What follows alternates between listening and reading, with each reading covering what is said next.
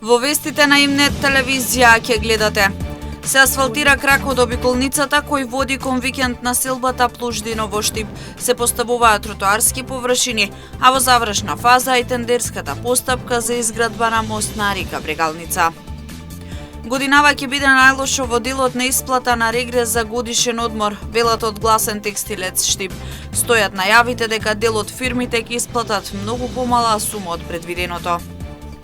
Стрес, нервоза и грижа кај граѓаните пред новото најавено покачување на струјата.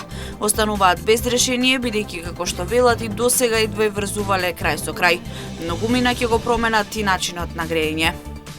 Со причест, исповед и молитва, христијаните од католичка вероисповед денеска го празнуваат Бадник, а утре Божик.